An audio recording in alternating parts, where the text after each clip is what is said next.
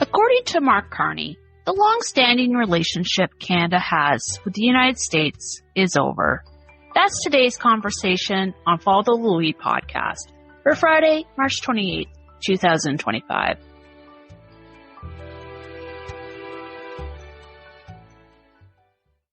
Welcome. Hi, everyone. I'm your host, Valerie McLaughlin. Get settled in because we are talking about the latest shots that have taken place in the Canadian-American trade war. And before we get into it, I'm going to play you a series of clips from Mr. Carney's press conference from yesterday, so you have a better understanding of his mindset when it comes to dealing with the United States. I reject any attempts to weaken Canada, to wear us down, to break us so that America can own us. That will never happen. And our response to these latest tariffs is to fight, is to protect, and to build. But I have every confidence in our country because I understand what President Trump does not. That we love Canada with every fiber of our being. Because we are stronger when we are together, and Canadians are uniting as never before. Now, we are going to have to live the lessons of recent months. First, that we have to look out for ourselves. And second, that we have to look out for each other. The old relationship we had with the United States, based on deepening integration of our economies and tight security and military cooperation, is over. What exactly the United States does next is unclear. But what is clear is that we, as Canadians, have agency. We have power. We are masters in our own home. Nous sommes maîtres chez nous. We can control our destiny.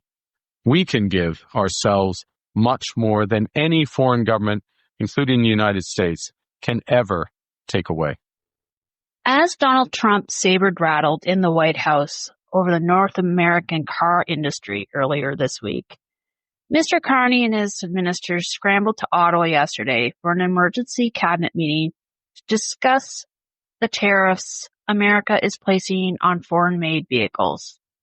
In French, Mr. Carney declared that the trade agreement, along with the 1965 Auto Pact, is essentially over. This is the latest volley in the trade war that's tanking stock markets and placing the economies of both countries in peril. Mr. Trump wants to put 25% tariffs on all cars not made in the United States. The auto industry is integrated in North America, with parts crossing borders between Canada, the United States, and Mexico numerous times before a finished product rolls off the assembly line. The Auto Pact and the original North American Free Trade Agreement make up the cornerstones of this massive industry. And while there is a new trade agreement between the three countries, I think moving on, I'm just going to call it the Free Trade Agreement because there's too many acronyms. Canada calls it one thing, the Americans call it another thing, and now it looks like it's over. So I'm just going to call it the trade agreement. Mr. Trump believes his protectionism policies will force automakers to move all its operations to the United States. However, an auto plant cannot be built overnight, let alone in days. Mr. Trump's tariffs are to come into effect on April the 2nd. The risk is that the tariffs will cause a complete shutdown of the North American auto industry. At this point, I would normally discuss what Mr. Trump has said about the tariffs on his Truth Social account, as well as in the Oval Office.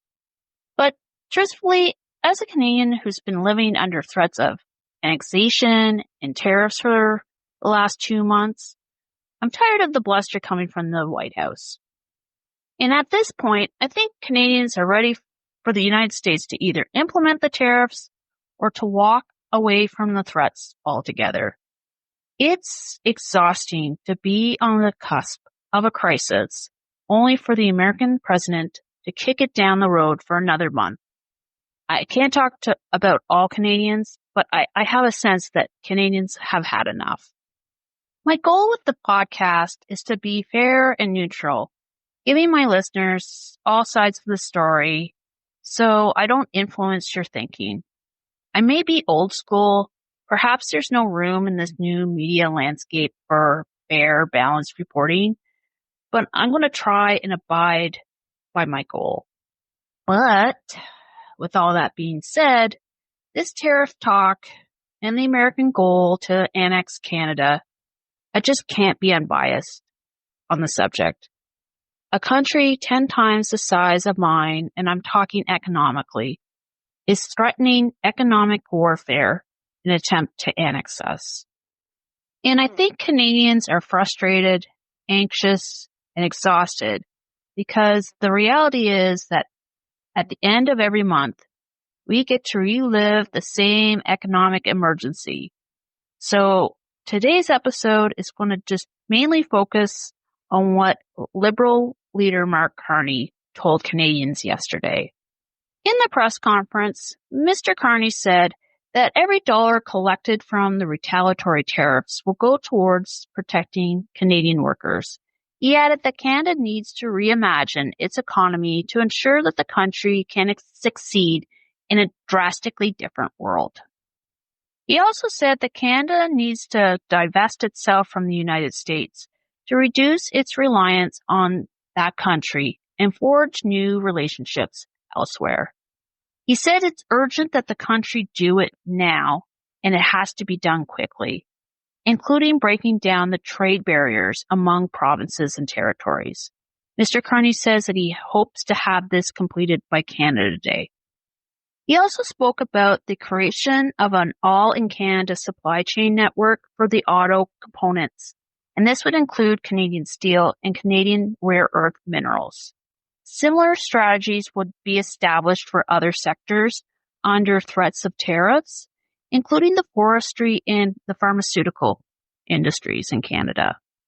But there's a caveat. Remember, we're still in a federal election, and if the Conservatives form the next government, they will surely have a different approach when dealing with the Trump administration.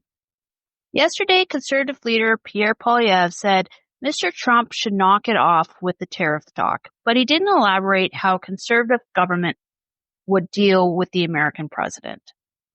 When questioned today by reporters, Mr. Poilievre said that the U.S. and Canada have the best trade agreement in the world, and it should continue so both countries can benefit economically, but he was vague about the details. He did say that Mr. Trump wants a weak Liberal government to stay in power. This trade war is a fluid situation. During the recording of this episode, Mr. Carney and Mr. Trump talked on the phone, the first time that the two leaders have spoken.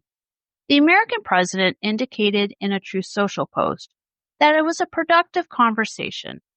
When asked about the tariffs in the Oval Office, Mr. Trump reconfirmed that Liberation Day is coming April 2nd, but he seemed to back away if Canada will be impacted. From a statement Mr. Carney posted on X earlier today, it seems negotiations on a new trade agreement will start after the election. But again, we're still in an election, and there's no guarantees the Liberals will form government on April the 28th.